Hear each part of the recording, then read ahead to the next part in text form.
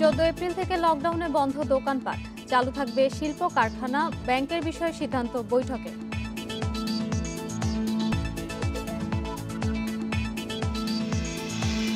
প্রথমবারের মতো এলপি গ্যাসের দাম বেঁধে দিল সরকার। 12 কেজি সিলিন্ডার মিলবে 975 টাকায়।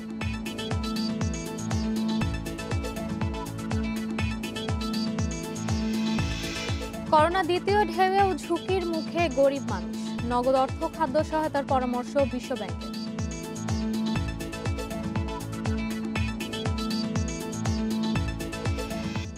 আমন্ত্রণ অর্থনীতি সারাদিনের সাথে আছে আমি ইরশাদ সুমা। শুনছিলেন শিরোনাম, জানবো বিস্তারিত সংবাদ।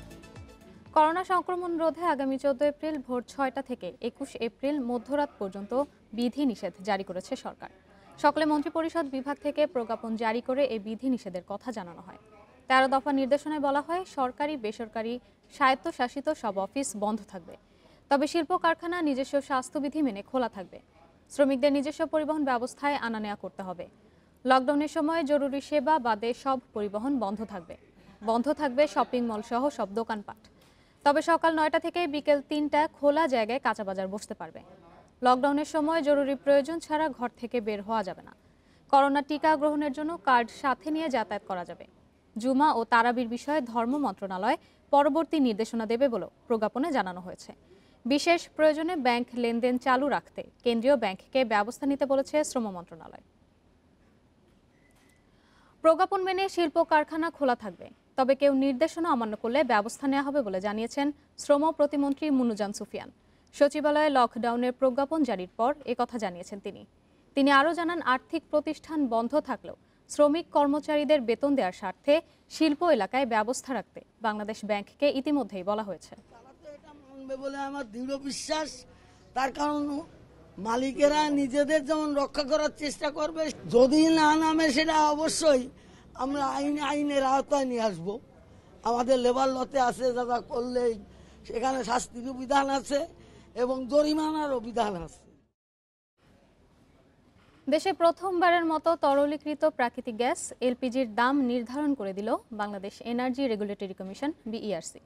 ভোক্তা পর্যায়ে বেসরকারি খাতে প্রতি 12 কেজি এলপি গ্যাসের দাম নির্ধারণ করা হয়েছে 975 টাকা। সোমবার এক অনলাইন সংবাদ সম্মেলনে এই দাম নির্ধারণের ঘোষণা দেয় বিইআরসি।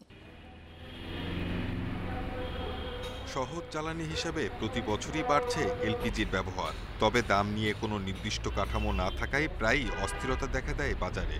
উচ্চ আদালতের আদেশে সমাধানের উদ্যোগ নেয় নিয়ন্ত্রক সংস্থা বিইআরসি। দেশের এলপিজির মূল্য নির্ধারণে গত জানুয়ারিতে প্রথম গণশুনানি করে জ্বালানি খাতের নিয়ন্ত্রক সংস্থাটি। এর 3 মাসের মধ্যে দাম ঠিক করল বিইআরসি। বেসরকারি খাতে 12 কেজি সিলিন্ডারের এলপিজির দাম ভ্যাট সহ সর্বোচ্চ খুচরা মূল্য 975 টাকা, আর রাষ্ট্রায়ত্ত কোম্পানির 12.5 কেজি সিলিন্ডারের দাম 591 টাকা। গাড়িতে ব্যবহৃত এলপিজি গ্যাসের দাম প্রতি লিটার 47 টাকা 92 পয়সা নির্ধারণ করা হয়েছে। কমিশনের চেয়ারম্যান জানান, 12 এপ্রিল থেকে এই দাম কার্যকর হবে। আমরা 81 টাকা 30 পয়সা প্রতি কেজি পুনর্নির্ধারণ করা হয়েছে। সে অনুযায়ী রিটেইলার পয়েন্টে ভোক্তা পর্যায়ে প্রতি 12 কেজি এলপিজির মূসক সহ মূল্য হার 975 টাকা পুনর্নির্ধারণ। তবে বিশেষজ্ঞরা বলছেন, গণশুনানির পর দাম ঘোষণায় অনেক সময় নেওয়া হয়েছে। এতে দাম নির্ধারণের ক্ষেত্রে ভোক্তাদের নয়, বরং বিপণন প্রতিষ্ঠানগুলোর স্বার্থ দেখা হয়েছে। মাসে মাসে মূল্যহার নির্ধারণ করবে, অথচ সেই মূল্যহার নির্ধারণের আদেশ 3 মাস লাগাবে, এইটা কখনোই যুক্তিসঙ্গত হতে পারে না। বিআরসির এই আদেশ ভোক্তা অধিকার সুরক্ষায় ব্যর্থ হয়েছে এবং বিআরসিও নিরপেক্ষতা, তার আদেশের ক্ষেত্রে তার যে নিরপেক্ষতা নিশ্চিত করা বাধ্যতামূলক বিআরসি আইন অনুযায়ী, সেক্ষেত্রেও বিআরসি ব্যর্থতার পরিচয় দিছে। দেশে বছরে এলপিজির চাহিদা প্রায় 8.5 লাখ টন, যার 95% আমদানি করতে হয় বিদেশ থেকে। Shahid Ahmed, independent news, Dhaka. আসন্ন লকডাউন দীর্ঘায়িত হলে খেটে খাওয়া মানুষকে খাদ্য ও নগদ অর্থ সহায়তা দিতে হবে। পাশাপাশি ব্যবসা বাণিজ্য টিকিয়ে রাখতে প্রণোদনা দিতে হবে নতুন করে। সোমবার সকালে ভার্চুয়াল অনুষ্ঠানে এসব কথা জানায় বিশ্বব্যাংক। সংস্থাটি বলছে, রেমিটেন্স, রপ্তানি এবং টিকা কর্মসূচির মাধ্যমে পুনরুদ্ধারের দিকে যাচ্ছে দেশের অর্থনীতি। 1 মাসের বেশি সময় ধরে ঊর্ধ্বমুখী করোনা সংক্রমণ, বাড়ছে মৃত্যুও। সংক্রমণ ঠেকাতে চলছে লকডাউন।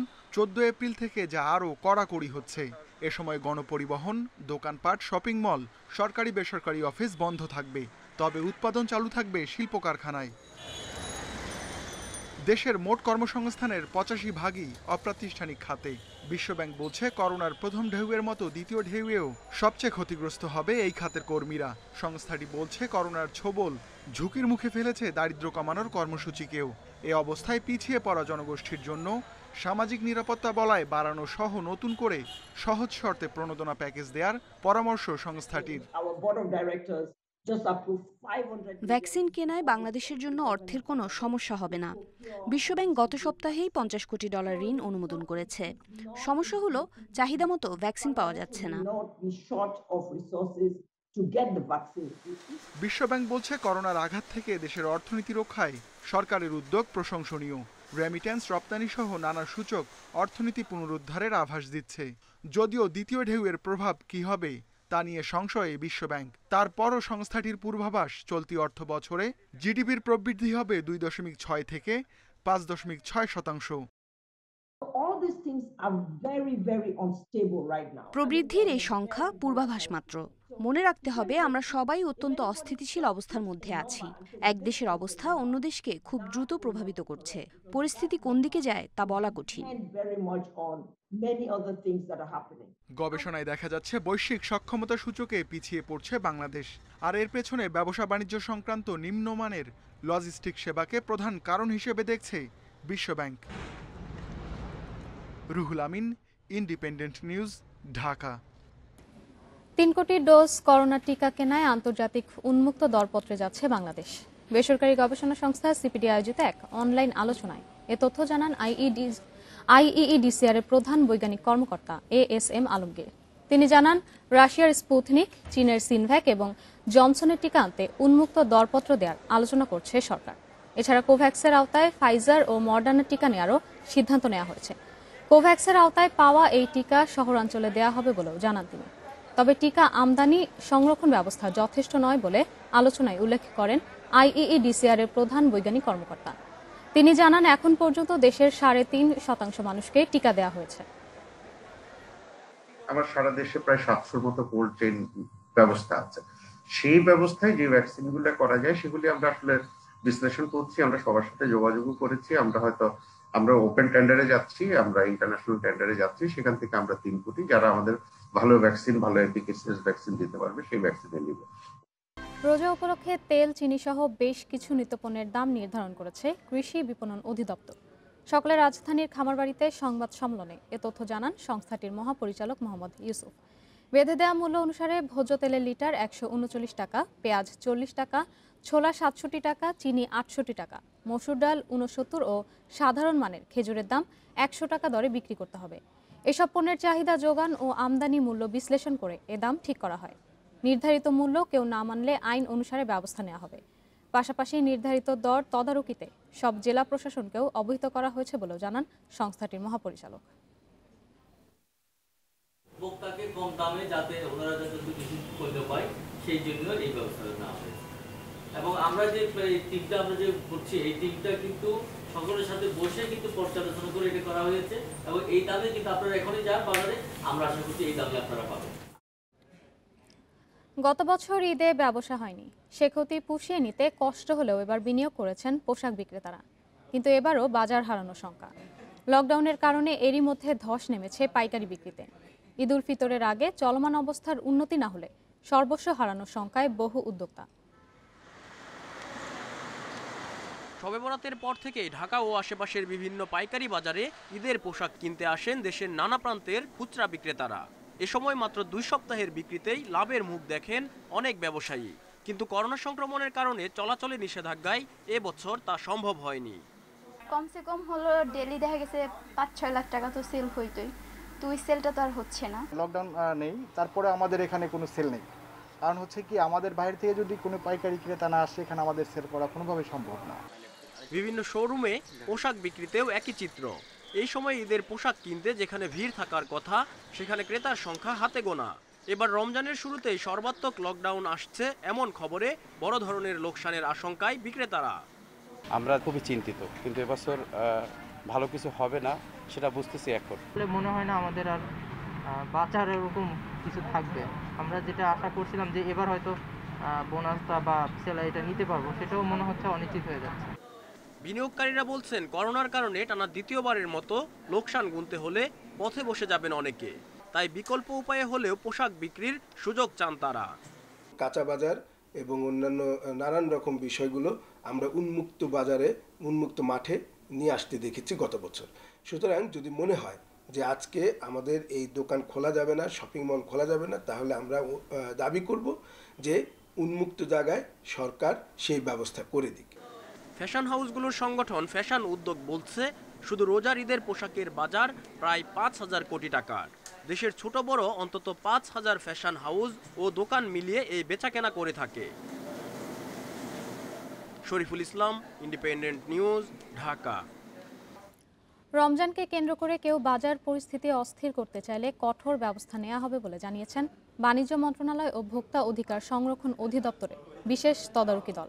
সোমবার চট্টগ্রামের খাতুনগঞ্জ পরিদর্শন শেষে এমন দাবি করেন তারা। এ সময় তারা খাতুনগঞ্জে নিত্য প্রয়োজনীয় দ্রব্যের সরবরাহ স্বাভাবিক এবং দ্রব্যমূল্য স্থিতিশীল আছে বলে দাবি করেন। দুপুর 12টার দিকে দলের সদস্যরা খাতুনগঞ্জের হামিদুল্লাহ মার্কেট, বাদশাহ মার্কেট সহ বেশ কয়েকটি মার্কেট ঘুরে দেখেন। তারা ছোলা, ডাল, তেল, পেঁয়াজ, রসুন সহ রমজান কেন্দ্রিক দ্রব্যের সরবরাহ ও দামের খোঁজখবর নেন। পরিস্থিতি যাতে কোনোভাবেই নিয়ন্ত্রণের বাইরে যেতে না পারে সে বিষয়ে নজরদারি বাড়ানো হয়েছে বলে দাবি তাদের। অসাধু ব্যবসায়ীদের বিরুদ্ধে ব্যবস্থা নেওয়ার কথাও জানান তারা। যে বাজারে পর্যাপ্ত মাল আছে এবং দামও কিন্তু এখন পর্যন্ত বাড়ে নাই, অর্থাৎ দামটা স্থিতিশীল আছে এবং এই অবস্থায় যদি থাকে এবং যে পরিমাণ মাল আছে তাতে রোজার মধ্যে ঘাটতি হওয়ার কোনো সম্ভাবনা নেই। কেউ যদি মজুত করে আইনত তার বিরুদ্ধে ব্যবস্থা নেওয়া হবে। দেশের বাজারে টলুইন মুক্ত ছাপার কালি সরবরাহে সম্প্রতি নতুন ব্লেন্ডিং সেন্টার উদ্বোধন করেছে জিগওয়ার্ক। নতুন এই সেন্টারটির মাধ্যমে প্রত্যক্ষ ও পরোক্ষভাবে প্রায় 50 জনের কর্মসংস্থানের সুযোগ তৈরি হবে বলে জানিয়েছে প্রতিষ্ঠানটির প্রেসিডেন্ট এশিয়া আশিস প্রধান জানান, আগে জিগওয়ার্কের ভারতীয় কারখানা থেকে বাংলাদেশে কালি সরবরাহ করা হতো। তবে দেশে নতুন কারখানা চালু হয় অনেক কম সময়ে বিশ্বমানের টলুইন মুক্ত নিরাপদ কালি সরবরাহ করা সম্ভব হবে। এছাড়া গ্রাহকের চাহিদা অনুসারে আলাদা করে তৈরি কালি সরবরাহ করাও সম্ভব হবে। নতুন ব্লেন্ডিং সেন্টার স্থাপনের ফলে দেশের অভ্যন্তরীণ বাণিজ্য বৃদ্ধির পাশাপাশি এশীয় অঞ্চলে বাংলাদেশের গুরুত্ব বাড়বে বলে আশা জিগওয়ার্কের। পরপর 2 কার্যদিবসের বড় পতনের ধাক্কা কাটিয়ে সোমবার উত্থানে ফিরেছে 2 শেয়ার বাজার। এ সময় মূল্যসূচকের সাথে কিছুটা বেড়েছে লেনদেনের পরিমাণ। সোমবার লেনদেন শেষে ডিএসইএক্স সূচক বেড়েছে 23.57 পয়েন্ট, অবস্থান করছে 5188 পয়েন্টে। সূচকের সাথে কিছুটা বেড়েছে লেনদেন। এ সময় লেনদেন হয়েছে 494 কোটি 31 লাখ টাকা, যা আগের দিন থেকে 37 কোটি 76 লাখ টাকা বেশি। হাতবদল হওয়া 345টি কোম্পানি ও মিউচুয়াল ফান্ডের মধ্যে দর বেড়েছে মাত্র 158টি, কমেছে 111টির এবং দর অপরিবর্তিত রয়েছে 76টি। সবচেয়ে বেশি লেনদেন হওয়া প্রতিষ্ঠানের তালিকায় প্রথম অবস্থানে রয়েছে বেক্সিমকো এবং দর বৃদ্ধি তালিকার শীর্ষে রয়েছে সাভা রিফ্র্যাক্টরিজ। অপর বাজার চট্টগ্রাম স্টক এক্সচেঞ্জে সার্বিক সূচক বেড়েছে 25 পয়েন্ট, লেনদেন হয়েছে 14 কোটি 8 লাখ টাকার শেয়ার। সংবাদ শেষ করার আগে শিরোনামগুলো জানাবো আরও একবার। 14 এপ্রিল থেকে লকডাউনে বন্ধ দোকানপাট, চালু থাকবে শিল্প কারখানা, ব্যাংকের বিষয়ে সিদ্ধান্ত বৈঠকে।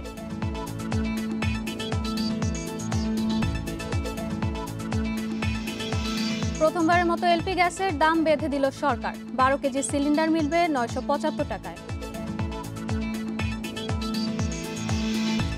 করোনা দ্বিতীয় ঢেউয়েও ঝুঁকির মুখে গরিব মানুষ, নগদ অর্থ খাদ্য সহায়তার পরামর্শ বিশ্ব ব্যাংকের।